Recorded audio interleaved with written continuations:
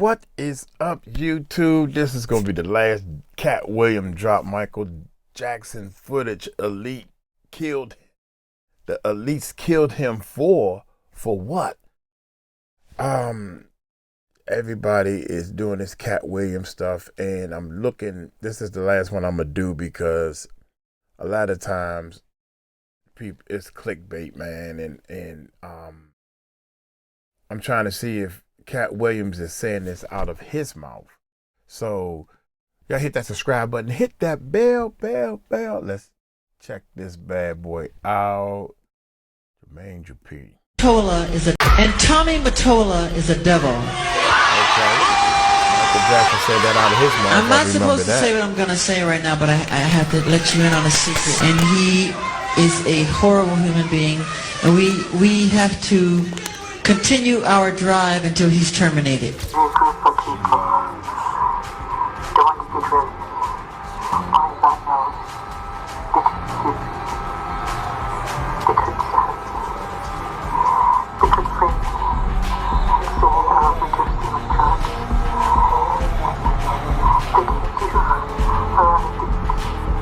These were some of the last desperate words of Michael Jackson before his sudden and mysterious death. The King of Pop didn't just fear for his reputation, he feared for his life.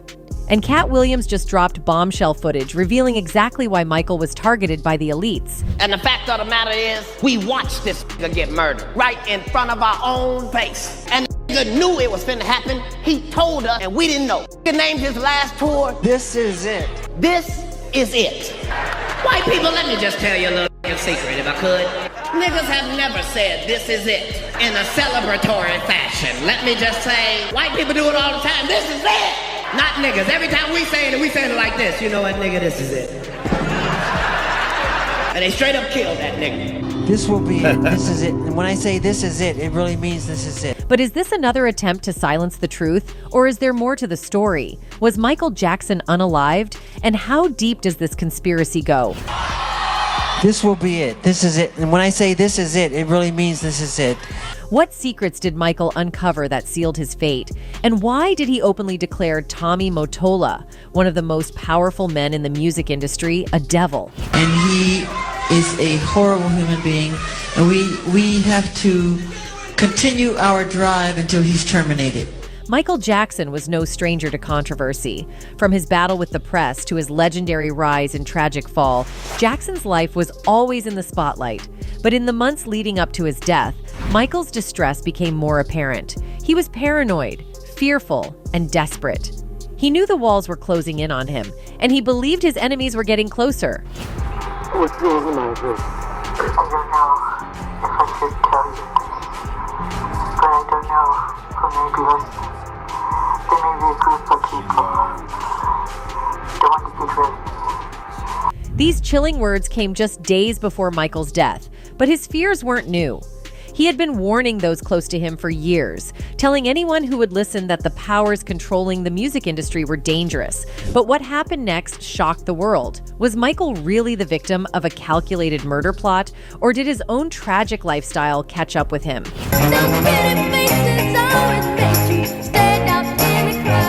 Michael Jackson had been a part of the music industry for his entire life, from the Jackson 5 to his solo stardom. But by the late 1990s, the King of Pop was starting to see the darker side of fame. His music was a global phenomenon, but behind the scenes, Michael was battling forces that were determined to control him. And Tommy Mottola is a devil.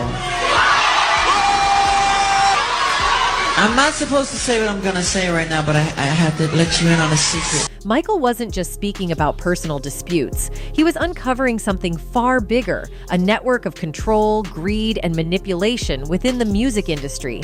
But why did he single out Tommy Mottola? Tommy Mottola's name is synonymous with power in the music industry. As the head of Sony Music, one of the largest and most influential record companies in the world, Mottola controlled the careers of countless artists who would go on to dominate the charts. Icons like Mariah Carey, Celine Dion, and even Michael Jackson himself worked under Mottola's reign, making him one of the most pivotal figures in shaping the modern music landscape. But beneath the glamour and success of working with such a powerful executive, darker other allegations began to surface. Allegations that Michael Jackson would publicly reveal as he confronted the man he once worked for. In 2002, Michael Jackson shocked the world when he made an explosive public statement about Tommy Mottola.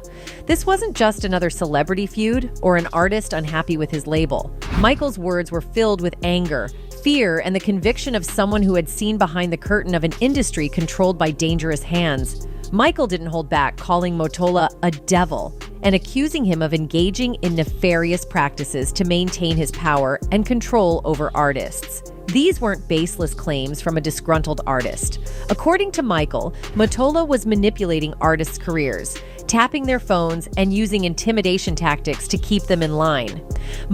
Tapping their phones? Also, there was a clip, I don't know if they're going to show it, that Michael Jackson said that this guy's wife had said the same thing and was agreeing with Michael Jackson. And we have to stand together to do something about it. That's what I heard. So maybe she's going to say something about that. Let's keep watching. Michael was determined to expose the truth, but speaking out against such a powerful figure came with heavy consequences. And he is a horrible human being, and we have to continue our drive until he's terminated. This wasn't just about music contracts or royalties. Michael Jackson had seen something far darker. He accused Mottola of being at the center of a system that preyed on vulnerable artists, using them until they had nothing left. But Mottola wasn't acting alone, according to Michael. He was merely a player in a larger, more sinister game orchestrated by the elites controlling the entertainment industry. Jackson's words sent shockwaves through the music world, but they were also met with resistance from the media and industry insiders, many of whom worked closely with Mottola. One of the most revealing moments came when Michael recounted a conversation with Mariah Carey, one of the most successful artists under Mottola's control. At the height of her career, Mariah had been married to Tommy Mottola, and their relationship was seen as a fairy tale in the media until it ended in a highly publicized divorce. Michael claimed that after their breakup, Mariah confided in him, breaking down in tears and sharing the horrors she had experienced while... See?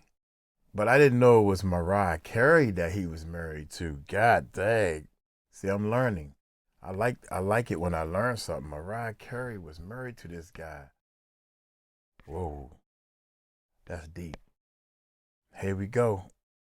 The most successful artists under Mottola's control. At the height of her career, Mariah had been married to Tommy Mottola, and their relationship was seen as a fairy tale in the media until it ended in a highly publicized divorce. Michael claimed that after their breakup, Mariah confided in him, breaking down in tears and sharing the horrors she had experienced while being under Mottola's influence. According to Michael, Mariah described Mottola as evil, and Michael had to comfort her, knowing all too well the power Mottola wielded over his artists. She said to me that this is an evil man. And Michael, this man follows me, she said. He taps her phones. Mariah Carey's relationship with Tommy Mottola is just one example of how deeply intertwined power and control are in the music industry. While she was one of the most successful artists of the 90s, Mariah has since spoken about how suffocating her marriage to Mottola was, describing it as controlling and oppressive. Michael Jackson believed that Mariah's experience wasn't an isolated incident. To him, it was just one more piece of evidence in a much larger puzzle, a puzzle that revealed the true nature of the elites running the entertainment world. I was in shock. Al said to me, look, this was supposed to be about about black artists and their treatment in the music business. I had no idea he was going to pull this stunt. For Michael, Mottola was more than just a ruthless businessman. He symbolized everything wrong with the music industry, a figurehead for an elite class that thrived on the exploitation of talent. Michael's bold accusations against Mottola weren't just an act of rebellion, but a declaration of war against the very system that had made him a superstar. But in trying to fight back, Michael was risking everything: his career, his reputation, and eventually his life. The more Michael tried to expose Mottola and the hidden forces behind him, the more dangerous his situation became. In the months leading up to his death, Michael repeatedly expressed his fear of being framed and silenced. He believed that his outspoken criticisms of the music industry elites, including Mottola, had put him in harm's way. Michael knew too much, and that knowledge made him a threat. But was his battle with Tommy Mottola and the industry just the tip of the iceberg? In the eyes of the public, Michael Jackson was a troubled star, plagued by legal battles, addiction rumors, and financial difficulties. But behind the scenes, Michael was fighting a much bigger war, a war against powerful figures who would stop at nothing to protect their interests.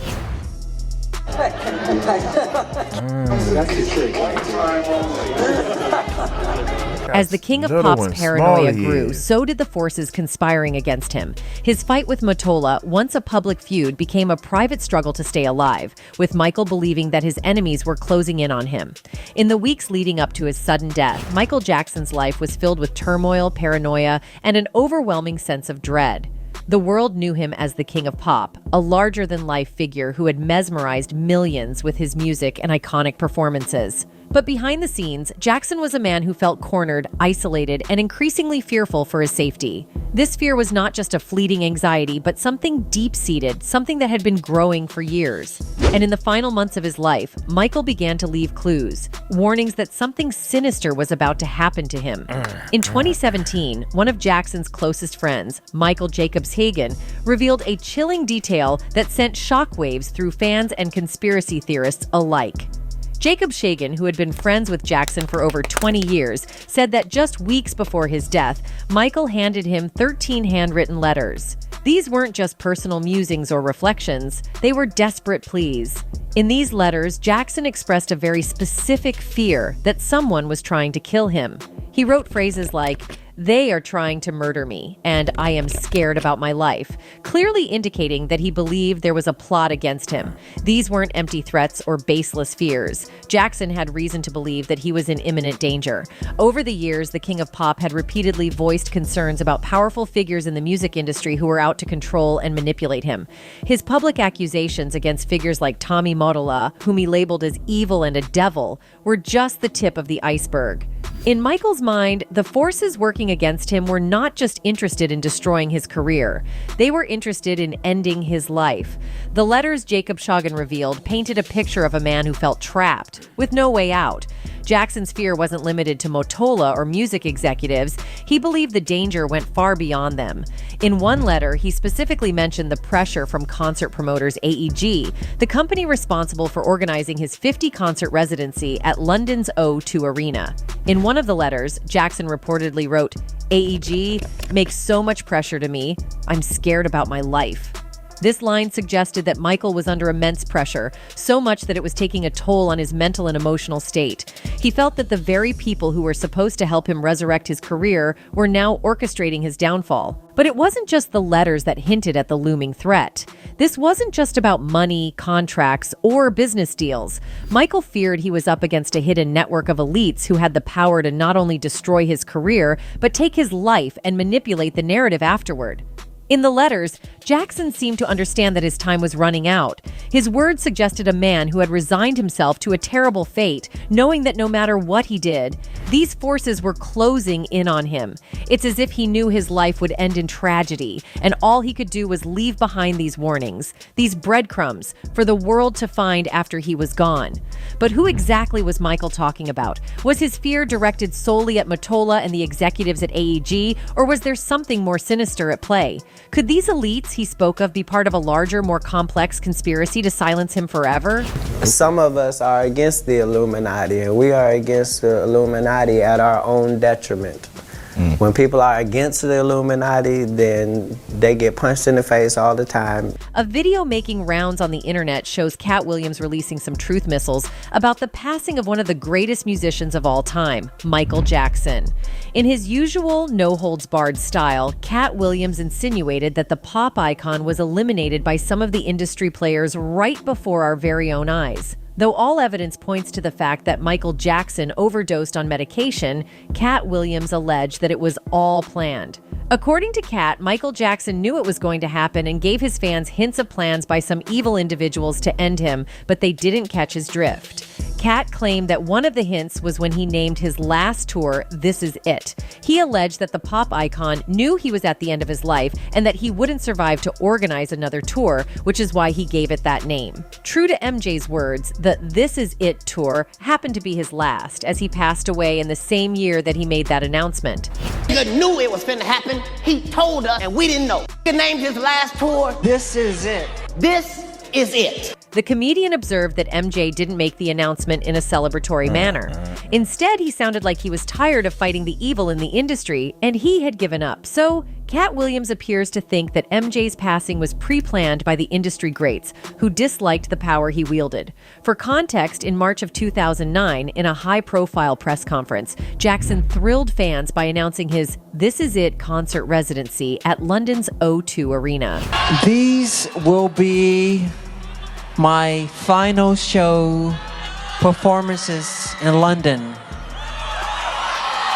This will be it. This is it. And when I say this is it, it really means this is it. Although the career comeback wasn't solely due to the superstar's desire to perform again with mounting debt, This Is It was designed to show the public, who had been bombarded with sensationalized tabloid Wacko Jacko headlines for decades now, that Jackson still had what it takes as an entertainer, and its proceeds would help the pop superstar get on top of his spiraling finances. Michael Jackson had written new songs and was rehearsing multiple hours a day in preparation for the concert series. But as the production team prepped for the shows, Jackson's already erratic behavior worsened as opening night approached. Emotionally frail and physically thin, Jackson was described by his makeup artist, Karen Faye, as very upbeat, but he was on the thin side, Faye said of an earlier April 2009 meeting with Jackson. Come June, everything had changed. He was not the man I knew, Faye recounted. He was acting like a person I didn't recognize. During a mid-June rehearsal, Jackson appeared very stoic but frightened. According to Faye, he kept repeating, "Why can't I choose?" It was one of the things he repeated over and over again, Faye said, adding that she had never seen him so emaciated. What exactly happened to the pop superstar between the months of April and June to cause such a notable change in his appearance and overall well-being? In May 2009, AEG Live hired Dr. Conrad Murray via Jackson to be the singer's exclusive personal physician for the tour, though AEG would later claim there was never a contract with Murray. What exactly was Murray's job? To ensure to the best of his ability that the performer was in tour-ready shape. By the time Jackson began rehearsing for the 50 concert dates, he was already being treated for chronic pain for decades. Some injuries included head burns that the singer suffered while filming a Pepsi commercial in 1984, and later a back injury he sustained when a bridge suspended above a stage that he was standing on collapsed during a concert in Munich, Germany in 1999. This compounded by Jackson's trouble sleeping, especially following tour performances and other high-stress circumstances, as well as multiple diagnosed anxiety disorders, meant the global icon had long been taking a cocktail of prescription drugs he was fully dependent on. Jackson's continued use of such medications made headlines in 2007 when a Beverly Hills pharmacy filed a complaint against the singer for not paying a prescription drug bill dating back to 2005. A former staffer at Jackson's home reporting, according to court documents, that the singer would take 30 to 40 Xanax pills a night. As the concert's rehearsals progressed and the weeks wound down toward the opening night of This Is It, Michael Jackson complained that he was feeling fatigued and that he couldn't sleep between rehearsals. Dr. Conrad Murray confesses that he had given the singer infusions of propofol in order to help the performer sleep. After a poor rehearsal on June 13, 2009, Jackson missed the following day's rehearsal on the advice of Murray. According to Kenny Ortega's testimony, the show director for This Is It, AEG was firm in putting Murray in charge of getting Jackson to rehearsals. However, Jackson was a no-show for another week. Ortega stated that when Jackson returned to rehearsals on June 19th, he appeared lost, cold, afraid, and the show director believed the best thing to do would be to stop the production, but was torn because he did not want to break Michael's heart. In a series of emails to AEG Live executives, Ortega wrote Jackson was showing signs of paranoia, anxiety, and obsessive disorder-like behavior, and recommended a psychiatrist be brought in to evaluate the star. At a meeting at Michael Jackson's home on June 20th, Ortega recounted that Murray believed Jackson was physically and emotionally capable of handling all his responsibility as a performer, and that Murray should be the only one to make such decisions. After almost a decade's break in Jackson's music and performing, as well as an intense period that sought to take down his legendary career during his trial for alleged SA, the biggest superstar in the world needed to triumph in a comeback like no other. The stakes were as high as ever, and this comeback was simply too big to fail. The show must go on. Michael returned to rehearsals on June 23rd, apparently a very different man. I was overjoyed at his energy, his state of mind, his enthusiasm, Ortega stated. Dr. Murray later admitted he had stopped using propofol to induce sleep for Jackson for the 2 previous nights. A sleep expert confirmed that a person can recover quickly from heavy use of the drug. On June 24th, Jackson left his home around 7 p.m. and traveled to the Staples Center in downtown Los Angeles for what would be his final rehearsal. Many in attendance recalled the singer as continuing to be in good shape as he ran through the show. The rehearsal ended around midnight, and Jackson hugged his dancers and thanked the crew. Then the music icon returned home, where he greeted a small group of fans who had gathered outside his rented mansion. The sold-out shows were scheduled for just a few weeks, and for the first time, Michael felt positive and on his way to giving audiences the type of performance he felt they deserved. But it was only a matter of time before Michael began complaining of fatigue. Dr. Conrad Murray was concerned that Jackson was addicted to propofol and instead administered Valium to the singer in order to help him sleep. Throughout the night, Murray said he gave Jackson further doses of sedatives, but no propofol, even though the singer repeatedly requested it. Murray gave in to Jackson's demand for the drug mid-morning when the doctor added propofol to the singer's intravenous drip. On June 25, 2009, the world lost one of its greatest talents, but the circumstances surrounding Michael Jackson's death continue to raise questions. Was it a tragic accident caused by the negligence of his doctor, or was it something far more sinister? According to medical reports, the pop icon lost his life to overdosing on the prescribed surgical anesthetics and antidepressants. The records established that his personal physician administered the drugs to him the night before his passing, raising several eyebrows within the industry and the fandom. Dr. Murray abandoned his patient who was trusting him. His patient was vulnerable under those circumstances, having been administered. What many people found surprising was his personal doctor's failure to inform the paramedics and the physicians at the hospital of the drugs he had administered to MJ the night before. Even worse, the coroner's report indicated that the doctor had injected MJ with lethal levels of the medications. These revelations angered many fans, and they started calling for Conrad Murray's head. Soon, Conrad Murray was arraigned before the court and charged with voluntary manslaughter. The physician pleaded not guilty and told the press, "I have done all that I can do to help the police. I told the truth, and I have faith the truth would prevail." Murray's trial lasted for 6 weeks, with the jury given an extra 2 days to deliberate on the matter. On the 29th of November 2011, Murray was convicted and sentenced to 4 years in prison for voluntary manslaughter. The court imposes the 4 years, y'all. This dude straight up killed. They probably knew, look, we're going to pay you all this money. You're going to go to jail for a short amount of time. And so be it. This is, oh my God, these people killing me, man. The high term. On the 29th of November 2011, Murray was convicted and sentenced to 4 years in prison for voluntary manslaughter. The court imposes the high term of 4 years imprisonment in this case, pursuant to the Realignment Act of 2011 and the provisions of Penal Code Section 1170, Subdivision H.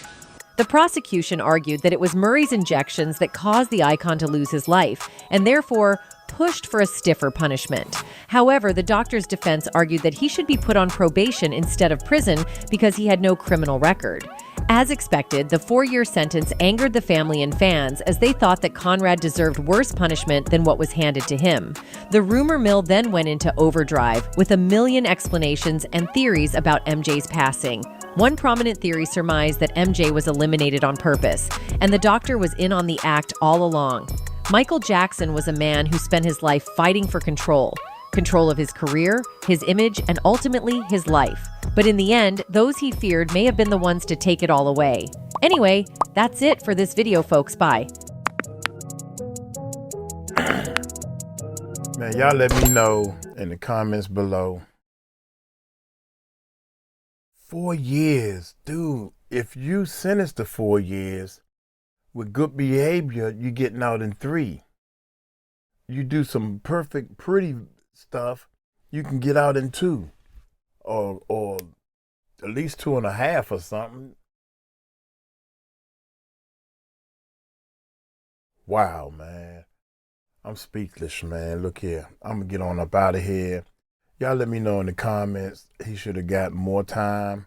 Let me know in the comments. Peace and love.